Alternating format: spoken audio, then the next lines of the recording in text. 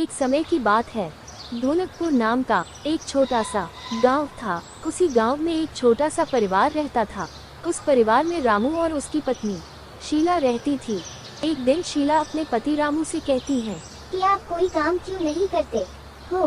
देखो हमारे पड़ोस में राजू अपना परिवार चलाने के लिए कितनी मेहनत और लगन से काम करता है, और आप अपने को देखो कुछ काम ही नहीं करते हो। अगर आप ऐसा ही करते रहे तो हमारा परिवार कैसे चलेगा। आजकल देखो महंगाई कितनी तेजी से बढ़ रही है। हम लोग तो बहुत ही मुश्किल से 2 वक्त खाना खा पाते हैं, और आज तो हमारे घर का राशन भी खत्म हो गया है। अब देखो हम लोग आज रात को खाना खाते हैं या फिर भूखे पेट ही सो जाते हैं। ये सुनकर रामू अपने घर से बाहर चला जाता है और रास्ते में सोचता है कि उसकी पत्नी शीला शायद सही कह रही थी। ये सोचते हुए रामू अपने आप को बहुत कोसने लगता है और वह काम के लिए गांव के सेठ के रामलाल पास जाने का विचार बनाता है, क्योंकि रामलाल बहुत ही अमीर और धनी व्यक्ति था और बहुत ही दयालु भी था।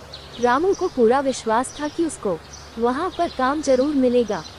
फिर रामू सेठ रामलाल के पास आता है और रामलाल घर के बाहर ही खड़ा था। रामू सेठ से कहता है, सेठ जी मेरे पर दया करो।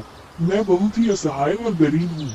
आप मुझे अपने यहाँ कोई काम पर रख लो, नहीं तो हमारा परिवार भूखा मर जाएगा। ये सुनकर सेठ को रामू पर दया आ गई और सेठ ने रामू से कहा कि ठीक है, तुम कल से मेरे यहाँ काम पर आना। इतना सुनते ही रामू खुशी से गदगद हो गया और घर की ओर चल दिया और घर जाकर शीला से कहता है कि शीला आज से हम भूखे नहीं रहेंगे और न ही हमको अब काम की चिंता करना है, क्योंकि मेरा काम सेठ जी के यहाँ लग गया है। अब हम भी सुखी का जीवन बिता